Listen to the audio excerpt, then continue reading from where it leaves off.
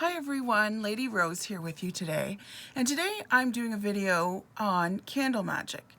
Now, I do a workshop on candle magic and I have a book for it as well. So if you want to purchase the book after you've watched this video, because I'm not going to cover everything on candle magic, it's a really big subject, but if you want to do further reading, please go to my Etsy store or reach out to me and message me and ask about my candle book. It's called Spells, Wicks, and Candlesticks. And I wanted to touch on today, mostly I'm going to be looking at the anointing and blessing and dressing of a candle. Because when people come to my workshop, or when they used to be able to come before COVID, a lot of the students would say that they tended to walk away with, the most knowledge they walked away with was the dressing and putting the intention into the candle. So that they found was very valuable, and it's not information that's always out there and easily accessible. So I wanted to go over it a little bit today. I'm also going to go through some of the kinds of candles and which ones you would want to use for whatever spell work or ritual work you might be doing. Now, candles they're interesting because they are, or they tend to be, something that is across the board for whatever spiritual path you follow. As human beings, we love candles. We love the light that they provide. There's something mystical about candles. You know, if you walk into a church, there's often candles that are lit on the altar. Some churches have like saints and Mother Mary that you can light intention candles for. You light candles when you're holding a vigil. And of course, in the pagan world, candles are huge, no matter what path you're kind of following. And, you know, like even when there's something tragic that happens, you know, a lot of people want to mark the death of someone, or, you know, where it may have happened. You can see, you know, if someone gets killed on the street, or, you know, in a car accident or something, a lot of times you'll find that there's suddenly flowers and candles that show up, right? And so even subconsciously, we often use candles with an intention of some kind. So candle magic is also one of the first disciplines you'll learn in either Wicca or witchcraft. And the cool thing about candle magic is it's something you're always going to learn and be learning about more and more. And that's could be said about almost every discipline in magic, in witchcraft, in Wicca, that there's always more to learn. But I'm going to give some of the basics today.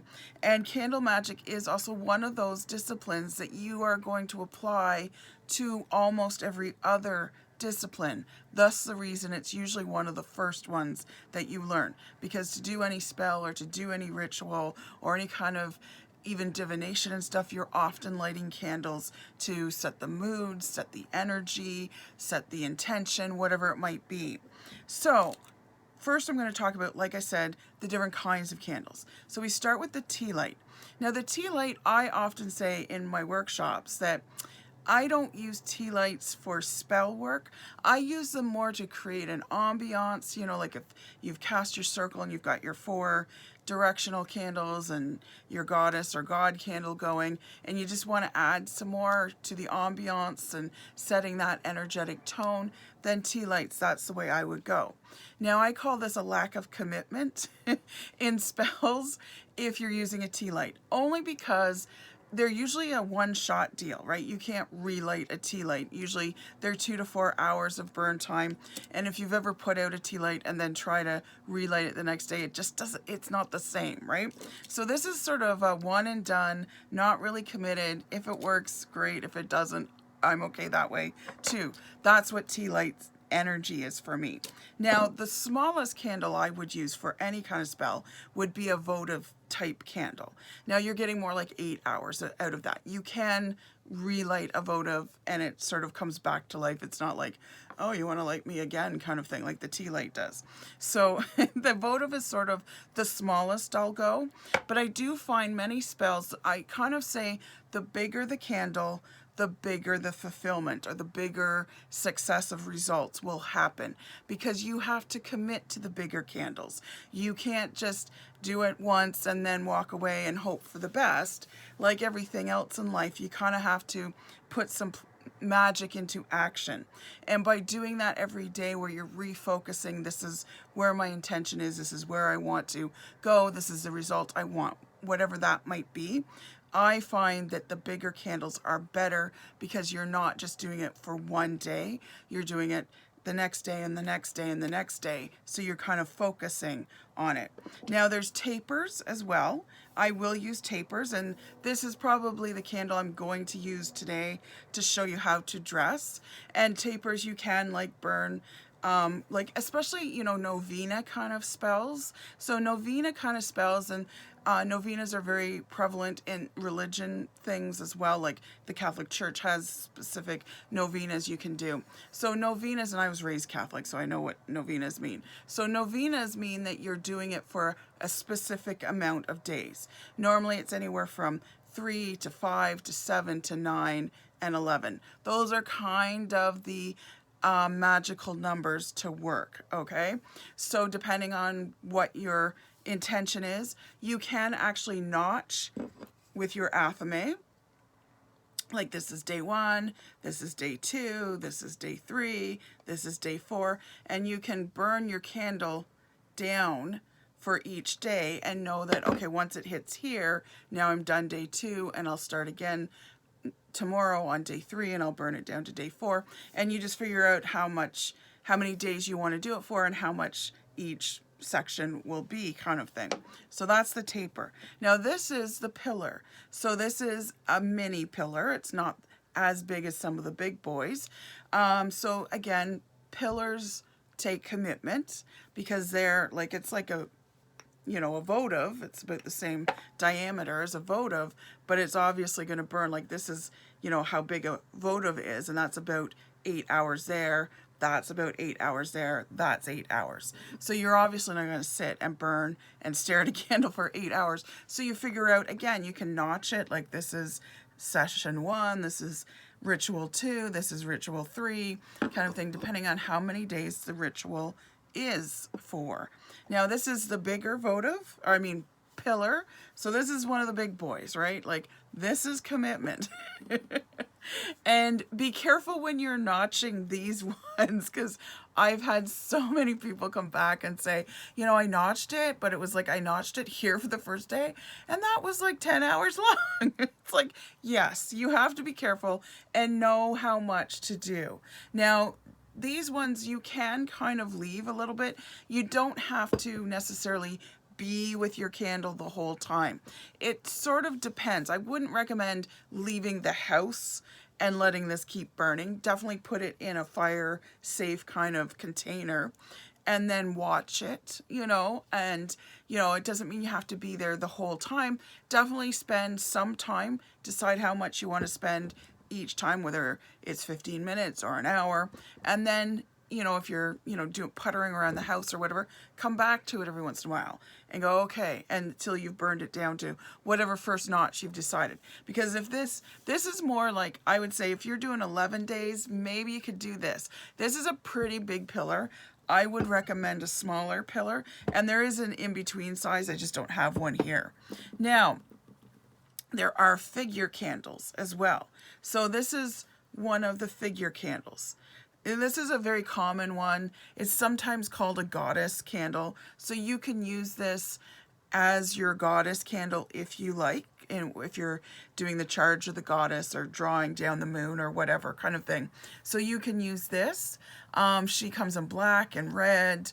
I think she even comes in green as well. She's fairly accessible these days. When I was first learning witchcraft, these ones weren't as accessible, but you can go to Amazon even and find one of these kind of candles. Like I said, it's often called a goddess candle, and it's a figure candle. Now you can get it in female, like this one is, or male as well, and the male often represents the god. And if you have two of them together, you can use them as your altar candles, but you can also use them to bring a relationship closer. And what you do when you're doing that kind of magic is you're starting out, like, let's say we put them on the altar here and you burn them for a little bit, and then the next day you move them a little closer and you burn them each. The next day you move them a little closer, and then finally they're together. So that's more for like if you're trying to revamp a marriage, maybe you've had some marital troubles and you want to make that connection again, then that's a spell you could do. If you're after love, I would suggest not making your male candle a specific male, just the right one for you. Leave that open-ended. You don't want to interfere with the free will of someone else. So even if you have someone in mind, don't necessarily put it in mind on the candle or put that intention in there. Leave it open, like whoever's best for me kind of thing.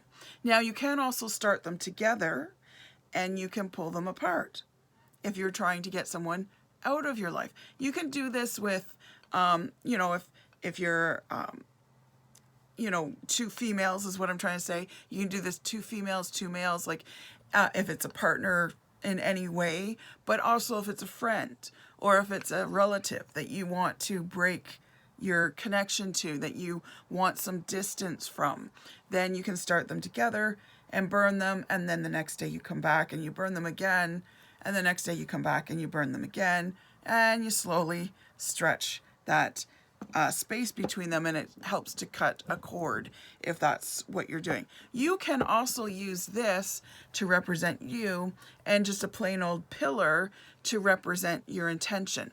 So for instance, if you want to draw money, right?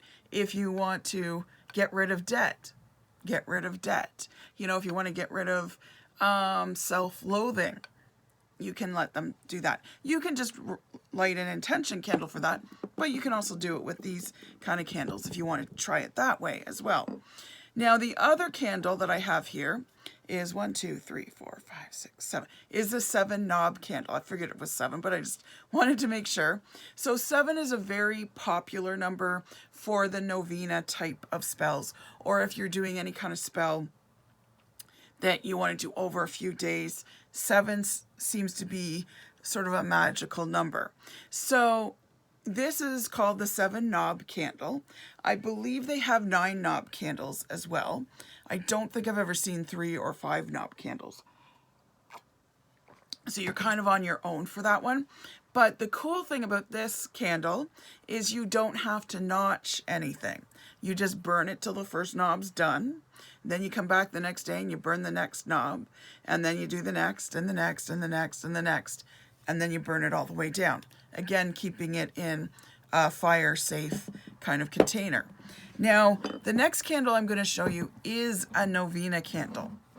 So sometimes they're called church candles as well. You can often pick these up at the dollar stores or Dollar Tree or whatever, Dollarama, that sort of thing. So they're very common. They're not terribly expensive. And I brought this out because this is one of the candles that you could light and kind of leave it. As long as you don't have like cats that are going to get up and bat it down or whatever. You can leave this for the most part. Again, I would tend not to leave my house if I know there's a lit candle in it. But you can come back and you can mark it with like a Sharpie marker where each day is if you want to do it that way. But it is like, you know, like if I know I'm going to be puttering around the house and I want to set the intention, I will light these and just leave it kind of thing. When I'm doing spells for other people, I will get a bunch of these and I will tend to light them all up and leave them for the spell work that I'm doing for other people. So I do a lot of spell work for other people, or I'm doing spell work that's boosting someone else's spell work as well. So a lot of people will sort of hire me to do that.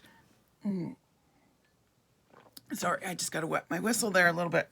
So I brought this out because sometimes people don't know how to anoint these. So we're going to start with this one because this is a hard one to anoint, because these ones you can anoint by putting it on the candle, right?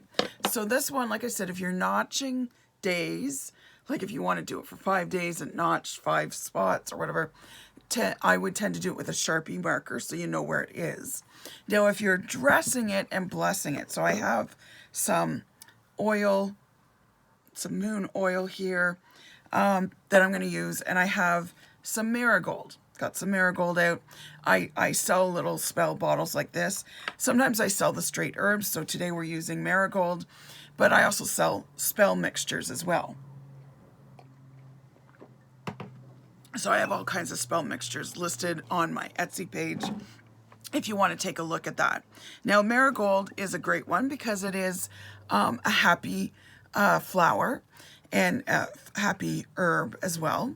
Marigolds are great around the doorway if you want to protect yourself from unwanted visitors. Not only grow marigolds near your doorway, but you can actually take this and sprinkle some marigolds along the threshold of the door.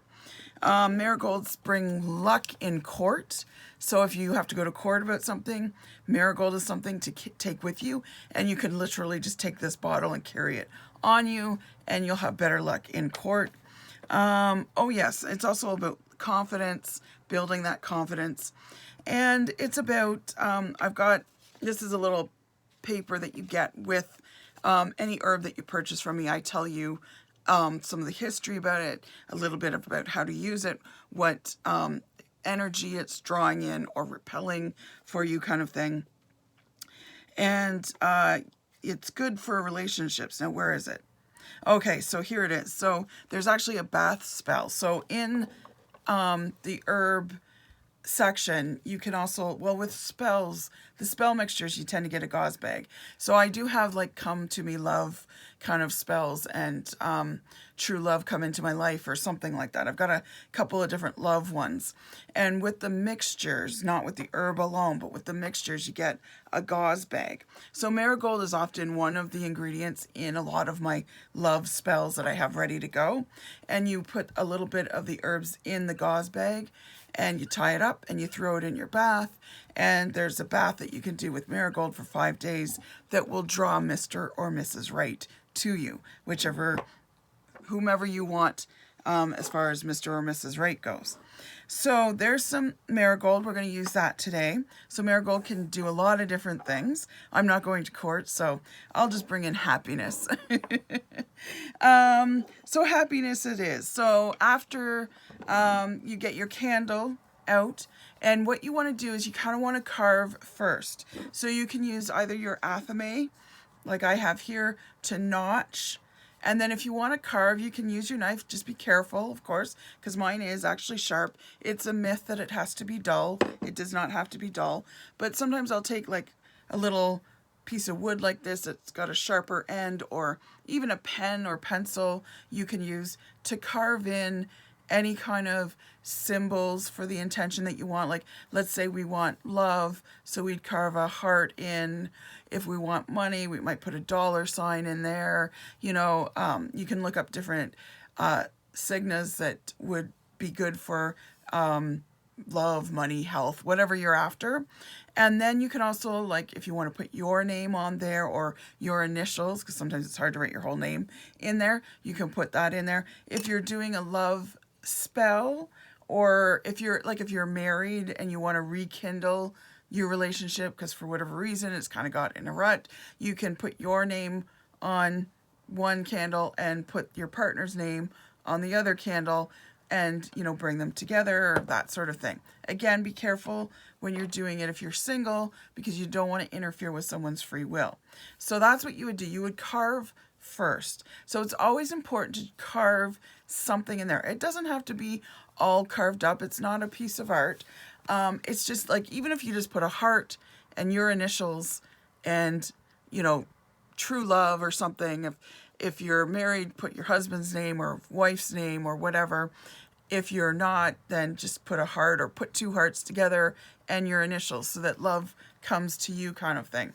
Now, pink is more the love color. Red is more the lust color. But that being said, whatever color calls to you is the right color for you. So often, my candle supply is a little low right now, but I do have like tons and tons of candles. So I have a whole rainbow of candles that I can pick from, and I really sit with my candles and see which one vibrates best for me as far as color. Because, you know, like, I've done spells where, you know, later I've read, oh, you should have used green for that, or you should have used black for that, or, you know, gold or whatever. It's whatever is fitting for you, and look at your supply. It doesn't mean you have to go out and buy new candles, and I don't have like brown or whatever. you know, whatever suits you. If you're feeling that this candle is going to work for you for money, then use this candle, right? So it's not a hard and fast rule. I mean, colors do tend to attract and repel certain things, cause certain kinds of actions. I mean, they've proven that scientifically. Like, for instance, red. McDonald's used to use red a lot in their decor because red, one, makes you hungry, and two, makes you eat faster. And they had a whole science behind the oranges and reds that they used in their color scheme. So there is something behind color, but again, it's what you are catching on the vibration of that color for you. And black is not always evil. Where'd my votive go to? I've lost my votive, but I have a black 7 knob candle. So black is not negative. A lot of people see black candles, go, ooh, a black candle. Oh, how malicious, how scandalous.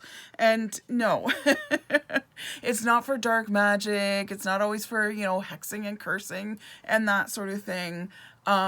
It's more black, more, I mean, you can hex and curse, of course, if that's what you want to do. It's totally up to you. I'm not here to stop you either way.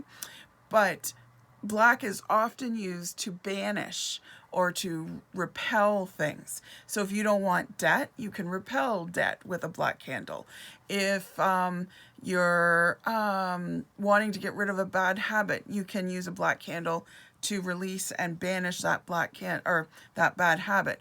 If you want someone out of your life, you can use a black candle to banish them, to cut those cords and cut that connection to them.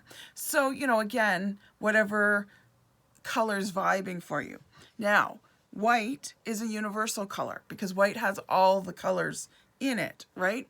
So white can be used whenever. If you feel like none of your candles are vibing for you and you really want to do this spell and you don't have time to go out and get a candle or wait for it from Amazon or whatever, then you can use white. And white has whatever color you want. And I have literally colored white candles. So I have like used marker or paint and put a little bit of color. I don't necessarily make it solid blue or green or whatever, but I'll put some color on there so I feel like there's some of that specific, you know, vibe of green or blue or red or pink or whatever color I'm thinking should be the color for my particular ritual. So, like I said, carve in to your candle. Now you can even carve on these. Some people are like, can you carve on these? Yes, absolutely you can. Again, you'll probably want to put your initials, you know, here, and if it's a heart, you might want to try and carve a heart up near where her heart would be. If you want someone to go away, you can carve it on your bum. See you later. Bye-bye. That's the other thing. When you're cutting away, you don't always have it facing. You have it, you know, away from you. So if you're, you know, getting someone out of your life or something, this is, and you can put their initials on your butt. So that's always fun. It just adds to that sort of revenge. Now with this 7 knob candle, you can put a carving on each of the knobs if you like. Because since you don't have to notch it, they won't be getting in the way. So like I said, carving your intention. So when you carve your intention, when you're putting your symbols on there, your initials, someone else's initials, or specific words, like if you're, you know, doing one that I want love to come into my life, you can do a heart and then you can write the word love, right? So I say keep the words fairly short so that you're not like, oh my gosh, I'm writing forever kind of thing. You're not writing an essay on the candle, but you know, while you're doing it, really focus on the intention, focus on what the ritual is going to be, pay it the respect that you should, and honor it, and be in that kind of meditative state, and ready to, you know, put this intention into action. So by carving into your candles, you're already setting a very strong energy because you're committing to it by carving in. Now, then you dress the candle. It's called dressing. Sometimes it's called anointing the candle. So what you want to do is you want to take your oil. You can use moon water as well, but it's, you know, it's not quite as nice. It doesn't stick to the candle in the same way. So you want to use a little bit of moon oil. So you take the moon oil And I'm going to do a demonstration here. So you can, if you want to push something away from you, you go from the center and you push to the top. And then you do it again, but from the center, and you go to the end, okay? Now, if you know palmistry, you can use specific fingers. Like, for instance, if you're doing a love spell of some kind, let me get this, you can use your left ring finger, right? And if you're drawing in love, start at the bottom and go to the middle. You're drawing it in. And then do it again, but you're starting at the top and you're going to the middle. Now, you kind of want to do this 4 times. And so it's sort of like, you know, they say our circle is a square, right? Because we've got the 4 directions. When you cast a circle, you're casting a circle, but it's a square as far as the directions go. So same thing with candles, regardless of how round. I mean, you can get a square candle too, but if it's round, so this is, you do it this way, whether it's you're drawing something in or out, whatever you want, then this direction, then this direction, then this direction over here. So you kind of do it 4 times on the candle. Like on this one, you would start on her front perhaps, and then do each side, and then do her back, kind of thing. So like I said, depending on if you know palmistry. So these pointer fingers are very much about our self-confidence, directions we want to take, that sort of thing. The left fingers often are about love, of course. I'm just trying to remember what the fingers are. I know this one is Saturn.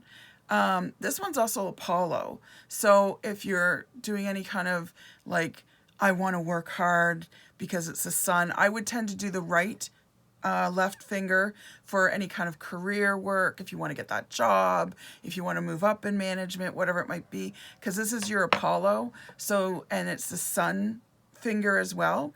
The left ring finger, more for love, right? The middle finger is about Saturn, so it's all about life lessons, getting through tough things, that sort of thing. And then your ring fingers are Mercury. So if you want to communicate, and it depends on how you want to communicate, your right side tends to be more the logical stuff, like schoolwork, work stuff, career stuff, that sort of thing. This is more about if you want to be creative, like if you want to write a book or write a song or do poetry, or if you want to communicate with someone in your family because you want to mend some fences, or you want to communicate better with a friend or a lover. And it's not that you're looking to marry them or create more love, you just want better communication, you can use this finger. So keep that in mind about different fingers as well. You don't have to do that. Now, if you're just using this, right, you're right-handed and you use the your index finger all the time, totally cool. You don't have to, okay, what finger did she say I had to use? There's no hard and fast rule about the finger thing. But it's just kind of interesting to know in case, like, oh yeah, I want love, so I'm going to use the one you would keep your wedding band on and do that and bring it into me. So like I said, if you want something to come into you, you start at the top and you work your way to the middle because you're bringing it into your center. And then you go to the bottom and you start and you go to center. It doesn't matter which end you start. If you start at bottom and go to center, or start at top and go to center, it doesn't matter. Just do both and do them 4 times. Now, if you want to repel something away from you, you would start in the middle, like where your center is, and you would move it away from you, either to the top or to the bottom. It doesn't matter which way you do it, but do it like I start here and I'm repelling it out from me. And I start here again and I'm repelling it out from me. And then I turn and I would do it 3 more times after that. Now there is another way I like the center one because I find for me that really sets the energy flow. Am I pushing something away? Am I releasing something? Am I getting rid of something? Am I cutting something out of my life? Or am I bringing it in? This is my favorite way to do it. There are other ways to do it. So you've taken the oil, and that is anointing the candle. Now you can also, if you want something to come in, you can start at bottom and go straight to the top. If you want something to be released, you start at the top and go straight to bottom. That's another option. If you want to do it that way, totally fine, acceptable. I've got it in my book that that's another way to do it. I personally like starting with, this is where I am, and this is, you know, like let's say it's debt. I want to get rid of debt. I don't want this debt here anymore, so I'm releasing it. And I'm releasing it, you know, kind of thing. But I want, you know, my career to boom for me. Okay, so I'm going to start here and bring it in. I'm going to start here and bring it in, and then I'll do it 3 more times after that. So that's my preferred way, starting sort of either coming to center or banishing things from center, as opposed to start at the top and work and go down to release, start at the bottom and go up to bring in. Because sometimes I forget which way it goes too. But when you're starting here, like this is you on the map, basically, this is your center. I know which way I want to go, like whether I want to take something out or whether I want to bring something in. So that's part of the reason. Also, I find it takes a little more to do it that way. So that way your intention is just stronger somehow, for me personally. Now, if that doesn't work, if the top to bottom works better for you, then do that. Now, after we've dressed our candle, so this candle has quite a bit of oil on it because I've been demonstrating, so that's good. Then you can also dress it with herbs. So remember I said we've got some marigold here, and I'm just sprinkling it on top. You don't need to, you know, overdo it. Less is more. You don't want to be starting any forest fires. So that's basically what I've done. And you can do it all the way around like you did for the oil, right? Now again, oh, here's the marigold one. So this, when I send this to you, especially if it's a straight herb, you should be using it for quite some time. I talk about that in my smudge video about how we need to honor the medicine that Mother Earth gives us. We don't want to overdo it. So like I said, you just want to sprinkle on this, and you don't need to, you know, dress it up like it's, you know, going to be going on a fire and barbecuing or anything like that. Now this would probably need a little bit more, but again, even if you only did it where you put the oil, it doesn't have to be fully marigolded up or herbed up or anything like that. Now the other thing with these candles is you can sprinkle it around the top as well if you want to, instead of doing the sides. You can definitely do the oil on the sides and then the herbs on top. I would recommend putting a little bit of oil on the top because it just helps the herbs to kind of stay there so they're not just falling off, kind of thing. This one is a little bit harder to do. Now this one you can kind of dress the sides a little bit. You'll find a lot of the herbs kind of get into the nooks, which is fine. And you can sprinkle a little bit here. With this one, it's a little bit harder. So what I tend to do is I will sometimes sprinkle on her body. So she kind of looks like she's dressed up a little bit. So you could do that, or you can just sprinkle it at her feet. And that's sort of her herb sort of mound or herb throne or whatever kind of thing. Now, the one I get asked most about is the novena candles. How do I dress and anoint those? So yes, that can be a little bit harder. So what you want to do is you want to put the oil in here. Now this one I've already lit, so they're usually a little further up. You want to definitely cut the wicks on these ones because they come with these big ass long wicks, and you want to cut those because you don't want to light it straight up because you'll have big flames and that's not good.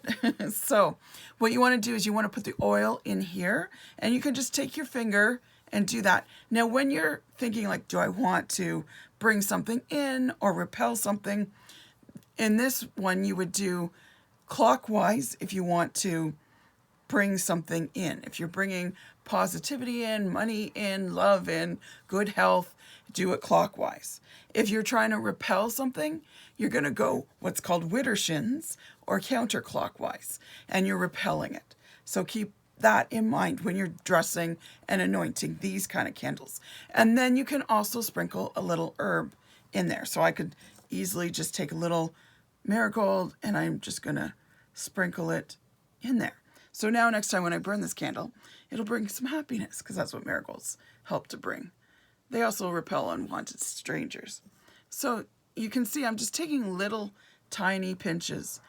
And because it's happiness, I'm doing it clockwise, right? So, I mean, it's moving around because it's not fully oiled, but there it is. And you don't want a lot. Again, you're not starting a campfire.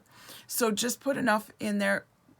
You really, less is more. Like the plant knows what intention you have, especially if you've got it in the forefront of your mind. It's picking up your energy. It's helping to add to your energy. So it doesn't, you don't need to put a whole marigold plant in there, just a little tiny bit, and it's anointed and dressed. And that's all there is to it. Then you light the candle and you can stare at the flame, do some divination in the flame, or you can just meditate. You don't always have to see things, but sometimes you do. It's a little like scrying, but it's fire scrying. Excuse me. So, you know, you can watch the flame, see what it does, if it dances. In my book, I kind of talk a little bit about the different things. I'm not going to get into that right now because we're already a good half hour in. So this is, you know, you can watch which way the flame goes. You can bring your journal with you and just make notes, like it was dancing at first and then it was more leaning left and then it went straight and it was big, that sort of thing. The other thing you watch for once you're done is watch for the wax puddles and see what shapes they take and what shapes you might see in there, and make some predictions there, kind of thing. And I talk about puddles in my book as well. So I hope that helped. I hope you can do some extra magic now with candles and really set those intentions quite strongly. If you're looking for the book, it's on my Etsy page, or it will be soon. And if you're looking for any herbs or any spell mixtures, those are up on my Etsy page. So I'll put the link below for my Etsy page. I thank you so much for being here. I would love it if you could subscribe and then ding the little bell to be notified of when I do these new videos. But I'm just glad you're here. Okay, I hope you have a great day and happy candle magic. Take care. Bye.